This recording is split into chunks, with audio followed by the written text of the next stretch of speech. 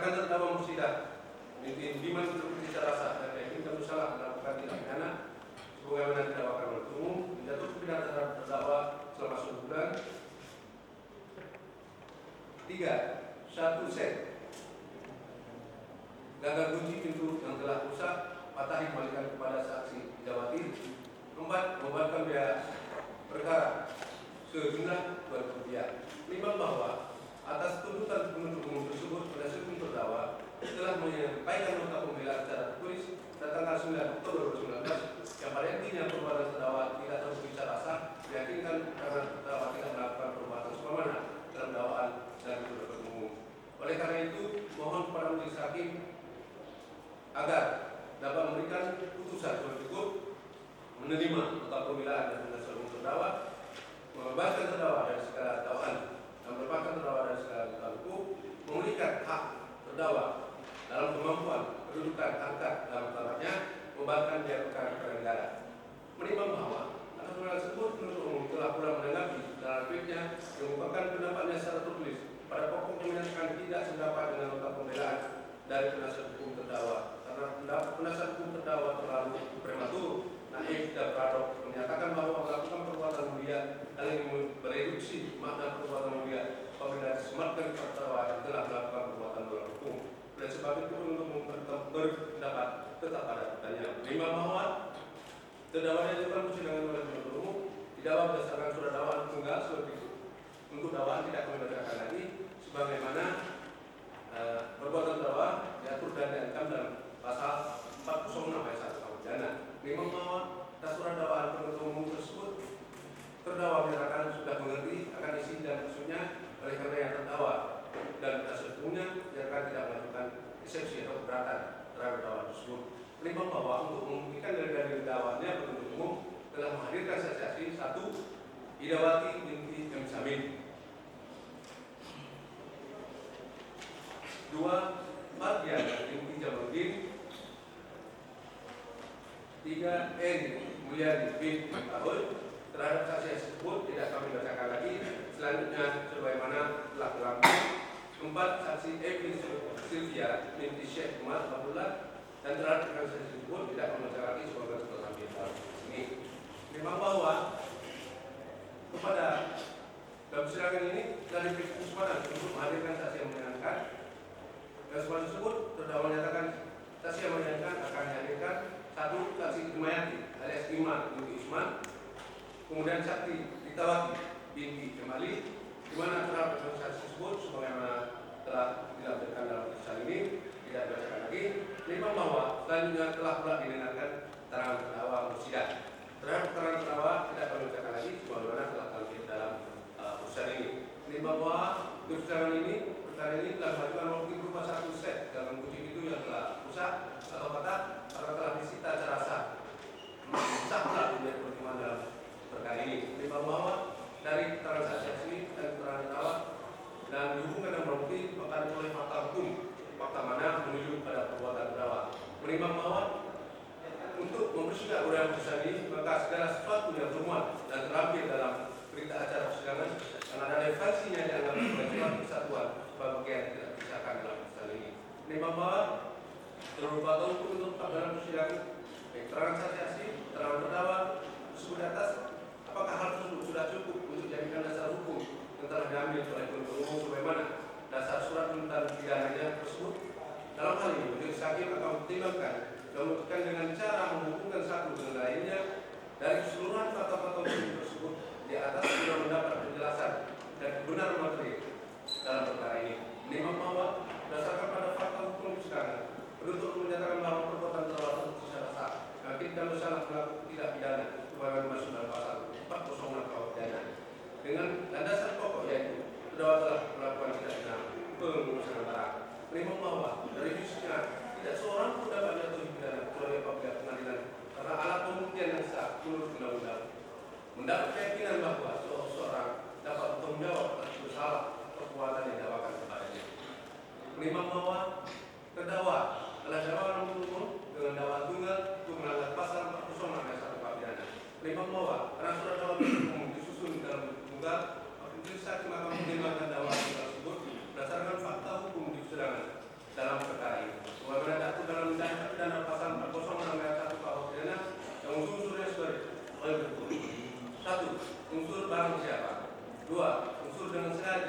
dan melawan hak.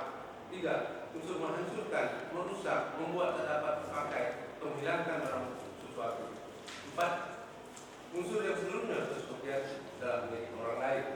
Ini membawa terhadap unsur-unsur tindak pidana dari pasal tersebut menjadi sakit perkembangan seperti itu. Akan diterangkan satu unsur barang siapa. Kemampuan dengan unsur barang siapa adalah ditujukan kepada setiap orang merupakan subjek hukum yang dikonstruksikan sebagai pelaku perbuatan pidana. Dalam hal ini, Prof. Niatno dan Mr. Tresna berpendapat bahwa barang siapa atau yang dibuktikan dengan Wetbook Fund Strafrecht menyatakan bahwa bukan sebagai unsur tidak pidana, tetapi menurut majelis hakim hal tersebut tetap mempunyai kedudukan yang sangat penting yang menentukan dalam hubungannya dengan satu tindak pidana yang guna menemukan dan menentukan siapa pelaku, dan tindak pidana itu sendiri tanpa pelaku tidak mungkin ada tindak pidana. Oleh karena itu, unsur barang siapa adalah menjadi elemen pokok yang tidak dapat dihilangkan. Itu saja. Dan usaha pembuktian terhadap usaha dugaan telah terjadi suatu pidana dilakukan oleh seseorang atau siapa saja sebagai orang-orangan atau kelompok orang guna menemukan pelaku yang sebenarnya. Profesor Stasi Kartanegara menyatakan bahwa pelaku adalah barang siapa yang memenuhi semua unsur-unsur dari yang mendapat dalam perumusan delik. Menimbang bahwa pengertian barang siapa di sini secara umum adalah siapa saja setiap orang yang mendudukan sebagai subjek hukum, pendukung hak dan kewajiban dalam keadaan sehat jasmani dan rohani serta memiliki kemampuan untuk bertanggung jawab atas segala perbuatan telah dilakukan. Menimbang bahwa dalam perkara ini penuntut umum telah menghadapkan seorang yang bernama Mursidah Binti Budiman yang setelah melalui pemeriksaan pendahuluan di tingkat pendidikan. Para penuntutan dinyatakan sebagai terdakwa dan ternyata pula pertanyaan majelis hakim persidangan dirinya menyatakan dalam keadaan sehat jasmani, rohani, serta mengakui dan membenarkan identitas yang terdalam berkas perkara maupun dalam surat dakwaan penuntut umum nomor 02 LSM garing 02 garing 07 garing 2012 tanggal 29 Juli 2019 adalah benar sebagai identitas dirinya. Menimbang bahwa tentang kemampuan bertanggung jawab ditegaskan dalam memori fund theoretic bahwa setiap orang sebagai elemen barang siapa secara historis, kronologis, jelas merupakan subjek hukum yang dengan sendirinya telah melekat dengan adanya kemampuan bertanggung jawab kecuali secara tegas undang-undang menentukan lain. Menimbang bahwa berdasarkan uraian pertimbangan tersebut di atas terhadap unsur barang siapa yang disadarkan kepada terdakwa untuk sekedar memenuhi kapasitas sebagai subjek hukum dalam perkara ini secara yuridis formil telah terpenuhi. Tetapi untuk menentukan apakah dirinya secara yuridis material benar-benar sebagai pelaku dari tindak pidana adalah sangat tergantung pada pembuktian terhadap unsur tindak pidana selanjutnya. Akan diterangkan unsur pidana ada dua, dengan sengaja dan melawan hak. Menimbang bahwa menurut memori partiality unsur kesengajaan merupakan will and will, menghendaki dan mengisafi, hal mana sejalan dengan teori kehendak dan teori pengetahuan. Menurut teori kehendak, kesengajaan adalah kehendak yang disalahkan kepada terwujudnya perbuatan seperti yang dirumuskan dalam undang-undang. Jika menganut teori pengetahuan, maka untuk membuktikan adanya kesengajaan dapat ditempuh dengan jalan membuktikan adanya hubungan kausal dalam batin terdakwa antara motif dan tujuan, atau pembuktian adanya keinsafan atau pengertian terhadap apa yang dilakukan beserta akibat keadaan yang dinyertainya. Menimbang bahwa berdasarkan transaksi keterangan terdakwa serta dihubungkan dengan barang bukti di dalam persidangan bahwa benar pada hari Sabtu tanggal 24 November 2018 sekira pukul 16.30 WIB, saksi Dawati M. Sami membuka ruko pangkalan tempat penjualan gas LPG dengan program bertempat di Dusun Menasa 2, Desa Menasa Masjid, Kecamatan Muara 2, Kota Sumawe. Warga berdatangan untuk mengantri membeli gas LPG 3 program, sedangkan terdakwa tidak ikut mengantri, hanya menunggu di seberang jalan ruko pangkalan gas 3 program LPG sampai saksi Dawati M. Sami selesai menjual gas LPG 3 program pada masyarakat sekira pukul 21.28 WIB. Saksi Dawati M. Sami menutup ruko pangkalan tersebut. menimbang bahwa benar sekira pukul 21.30 terdakwa langsung mendatangi ruko pangkalan gas LPG 3 kg milik saksi Dawati tersebut sambil marah-marah berteriak menggunakan bahasa yang tidak pantas, haram jadah balik atau anak haram, sambil menuduh telah melakukan perbuatan suram atau menimbulkan tabungan gas, bahwa terdakwa yang membawa 2 tabung gas 3 kg kemudian dengan menghantamkan 2 tabung gas 3 kg ke pintu ruko pangkalan gas LPG 3 kg milik saksi Dawati berapa kali, kemudian meninggalkan pintu pangkalan tersebut sehingga gagang pintu ruko pangkalan tersebut milik saksi Dawati menjadi patah dan tidak dapat digunakan lagi. Menimbang bahwa setelah saksi Dawati membuka pintu pangkalan, terdakwa langsung masuk ke dalam ruko pangkalan, lalu terdakwa melemparkan tabung gas tersebut. Saksi bahwa akibat perbuatan tersebut tabung gas milik saksi yang dilempar terdakwa mulai beliau dan lantai keramik mulai retak dan beberapa tabung gas hilang dilempar keluar. Menimbang bahwa menurut penilaian majelis hakim terhadap unsur sengaja melawan hak telah terpenuhi menurut hukum. A3 unsur menghancurkan, merusak, membuat tak dapat dipakai atau menghilangkan barang sesuatu. Menimbang bahwa terhadap unsur pidana A3 ini mengandung makna alternatif. Artinya salah satu sub unsur ini terpenuhi, maka secara keseluruhan dapat dianggap terpenuhi. Menimbang bahwa berdasarkan transaksi keterangan terdakwa bukan barang bukti di dalam persidangan bahwa pada hari Sabtu tanggal 24 November 2012 pukul 16.30 saksi Dawati membuka ruko pangkalan tersebut di Dusun Menasa 2, Desa Menasa Masjid. Warga berdatangan untuk mengantri membeli gas LPG, sedangkan terdakwa tidak ikut mengantri, hanya menunggu di seberang jalan. Menimbang bahwa setelah saksi Dawati menutup ruko pangkalan tersebut, sekitar pukul 21.30 terdakwa yang datang dari sore akan menunggu dan memantau di seberang jalan, langsung mendatangi ruko pangkalan gas LPG tersebut dengan berteriak sebagaimana kata-kata yang tidak enak didengarkan sambil menuduh bahwa telah melakukan perbuatan suram. Menimbang bahwa kemudian yang menghantar kedua tabung gas ke pintu pangkalan gas milik saksi Dawati beberapa kali mengenai gagang pintu sehingga menjadi rusak. Menimbang bahwa akibat perbuatan tersebut gagang kunci pintu pangkalan gas milik saksi Dawati menjadi tidak dapat dipergunakan lagi. Menimbang bahwa untuk penilaian majelis hakim unsur merusak barang sesuatu dapat dipakai telah pula terpenuhi secara sah dan legal berhukum. Akan diterangkan unsur 4 dan seluruhnya dan sebagian milik orang lain. Menimbang bahwa berdasarkan transaksi keterangan terdakwa bukan barang bukti dalam persidangan, termasuk juga bahwa benar barang bukti berupa gagang kunci pintu pangkalan gas 3 kg sudah patah dalam milik saksi Dawati Samin sehingga tidak dapat digunakan lagi. Menimbang bahwa menurut penilaian majelis hakim terhadap unsur pidana 4 juga telah terpenuhi. Menimbang bahwa oleh karena unsur keempat menjadi unsur pokok tidak pidana dalam hal ini telah terbukti dan dalam pembuktian tersebut terungkap bahwa pelakunya adalah terdakwa dan demikian maka unsur sesuatu barang siapa yang semula digantungkan terhadap pembuktian unsur selanjutnya dianggap telah terpenuhi.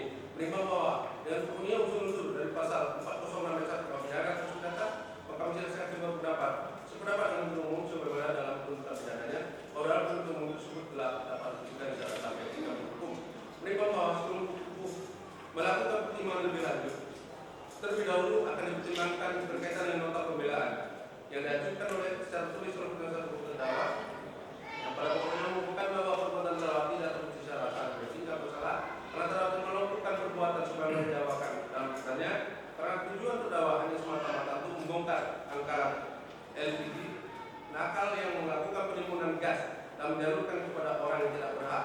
Oleh karena itu, bahwa pernah menjadi saksi membebaskan terdakwa dari segala dakwaan dan melepaskan terdakwa dari segala hukuman hukum, memulihkan harkat dan kemampuan kedudukan terdakwa serta martabatnya, membebaskan kepada negara. Menimbang bahwa atas pemilihan tersebut, penuntut umum telah menanggapi dan replik yang mengungkapkan pendapatnya secara tertulis, yang pada pokoknya menyatakan tidak sependapat dengan nota pembelaan dan penasihat terdakwa karena pendapat yang disebut terdakwa terlalu prematur. Menimbang bahwa majelis hakim telah mencermati permohonan terdakwa secara lisan dan tertulis melalui penasihat hukum yang pada intinya mohon membebaskan terdakwa dari segala dakwaan dan melepas terdakwa dari keputusan hukum, dan setelah mencermati tanggapan penuntut umum dan efeknya yang mengungkapkan pendapatnya secara tertulis yang pokoknya menyatakan tidak sependapat dengan nota pembelaan dan penasihat hukum terdakwa.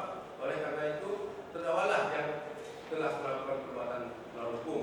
Menimbang bahwa dari nota pembelaan yang diajukan oleh secara tertulis oleh penasihat hukum terdakwa dan tanggapan penuntut umum dalam efeknya, maka majelis hakim mempertimbangkan sebagai berikut bahwa walaupun terdakwa beralasan bahwa semata-mata untuk membongkar bakaran LPG nakal yang melakukan penimbunan gas dan menjalurkan kepada yang tidak berhak, akan tetapi perbuatan terdakwa Dawati dengan mendatangi pangkalan gas LPG dalam milik saksi Dawati sambil berteriak-teriak menggunakan bahasa yang tidak pantas, telah melakukan perbuatan curang menggunakan tabungan gas dan membawa 2 tabung gas LPG 3 kg, kemudian dengan menghantarkan 2 tabung gas 3 kg ke pintu ruko tempat usaha milik saksi Dawati sehingga menyebabkan gawang itu menjadi patah.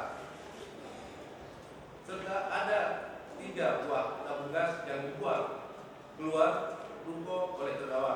Maka menurut pendapat majelis, perbuatan terdakwa demikian telah menunjukkan rasa emosi.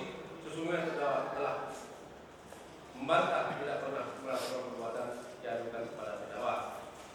Menimbang bahwa apabila dihubungkan dengan motif perbuatan terdakwa kepada keterangan saksi yang menerangkan bahwa terdakwa pernah bekerja di pangkalan tersebut kemudian dikeluarkan, maka ada rasa ingin membalas dan perbuatan saksi Dawati terhadap diri terdakwa yang merujuk pada sikap dan perbuatan terdakwa yang demikian terlalu berlebihan.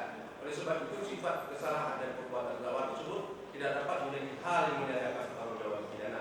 Menimbang bahwa oleh karena terhadap perbuatan terdakwa sebagaimana uraian tersebut di atas sehingga dianggap telah terpenuhi secara sah dan meyakinkan menurut hukum, maka keadaan harus dinyatakan bersalah karena terdakwa itu sudah sepantasnya jatuh pidana setimpal dengan kesalahannya. Karena sepanjang pemeriksaan persidangan pada waktu terdakwa melakukan perbuatan tersebut dalam keadaan sehat jasmani rohani yang tidak ditemukan adanya alasan pemaaf dan pembenar dapat membebaskan dan melepaskan terdakwa dari segala tuntutan hukum atau perbuatan dan kesalahannya itu. Menimbang bahwa perlu dipertimbangkan ada jenis pidana apa dan berapa lamakah pidana yang tepat dan adil dijatuhkan kepada terdakwa.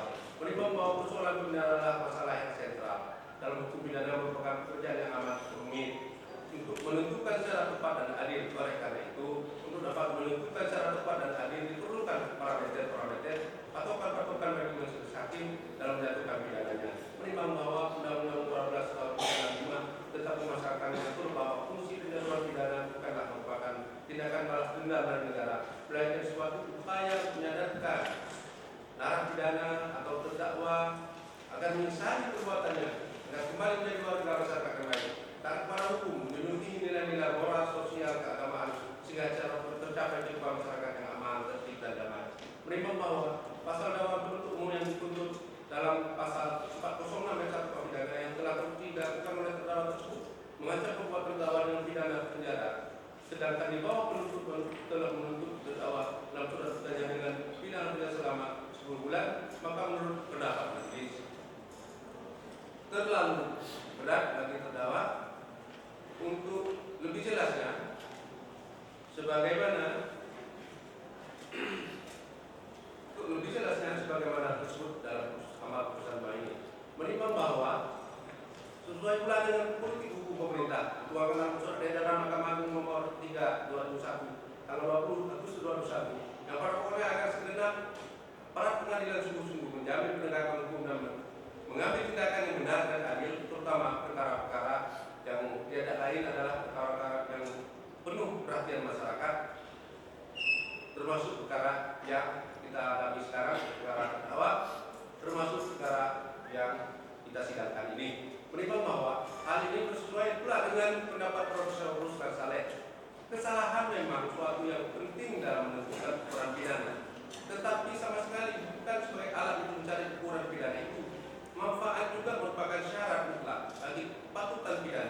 baik menurut ancaman maupun menurut ukuran dan aneka macam pelaksanaannya, menimbang bahwa hal itu bersesuaian dengan pendapat yang diajukan bahwa pemberian pidana terhadap tindak pidana ringan pemenjaraan dalam waktu singkat perlu dihindari dengan menggantinya dengan pidana percobaan guna menghindari penularan kejahatan mempelajari berguru kepada penjahat tawakal. Kalau tidak diupayakan, maka dapat dikatakan bahwa pemerintah menciptakan kesempatan luas dalam memproduksi penjahat-penjahat umum yang baru. Menimbang bahwa majelis hakim telah mencermati keadaan secara keseluruhan berdasarkan pertimbangan di atas, maka majelis hakim berpendapat bahwa penjatuhan pidana percobaan adalah lebih tepat dijatuhkan kepada terdakwa. Menimbang bahwa oleh karena terdakwa tidak ditahan dan menurut pendapat majelis hakim tidak cukup alasan untuk menahan, maka terdakwa tidak ditahan.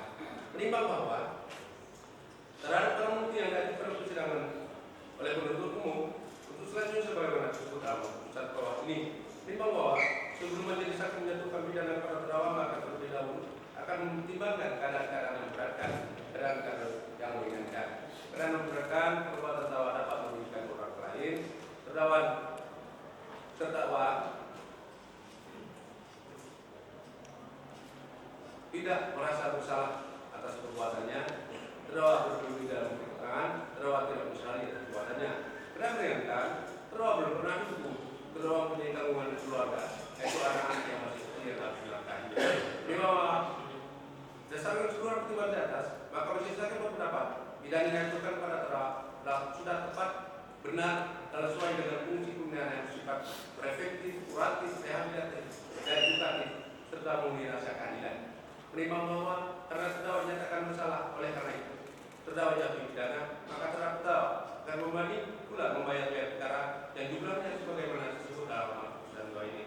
Mengingat dan memperhatikan ketentuan perundang-undangan TNI, yaitu Undang-Undang Nomor 8 Tahun 9 tentang Kekuasaan Kehakiman, Undang-Undang Nomor 8 Tahun 2001 tentang Hukum Acara Pidana, Pasal 406 ayat 1 KUH pidana, serta peraturan peralihan lainnya yang berkaitan dengan perkara ini. Mengadili 1. Menyatakan terdakwa Mursidah binti Budiman terbukti secara sah mencipta bersalah melakukan pidana, pengurusan barang, pengamanan jawab umum. 2. Menjatuhkan pidana terhadap terdakwa tersebut di atas, oleh karena itu dengan pidana penjara selama 3 bulan. 3. Memerintahkan kepada bahwa hukuman itu tidak akan dijalankan kecuali kalau di kemudian hari pada perintah hakim, pada perintah lain dalam putusan hakim karena terhukum melakukan tindak pidana sebelum masa hukuman selama 6 bulan. 4. Menetapkan barang bukti berupa 1 set gagang kunci pintu yang telah rusak kembalikan kepada saksi Dawati Binti Samin. 5. Membebankan kepada terdakwa untuk membayar negara sebesar 2 rupiah. Jadi demikian putusan ini telah kami ucapkan. Apakah saudara mengerti mana putusan ini? Namun demikian perlu kami jelaskan bahwa putusan ini adalah merupakan putusan dewan. Artinya adalah putusan bersyarat bahwa pidana yang harus dijalankan adalah penjara, akan tetapi syaratnya dalam masa 6 bulan saudara harus berhati-hati, tidak boleh melakukan suatu tindakan apapun yang mengakibatkan bisa timbul masalah baru. Ya, dengan demikian telah kami sampaikan. Jadi kami ingatkan bahwa juga kita perlu melakukan tentang hak-hak terdakwa. Pertama, terhadap putusan ini, jika saudara merasa puas, saudara menyatakan menerima. Jika saudara tidak merasa puas, bisa melakukan upaya hukum banding, atau masih ragu-ragu, bisa berpikir-pikir. Namun demikian, silakan konsultasi dulu dengan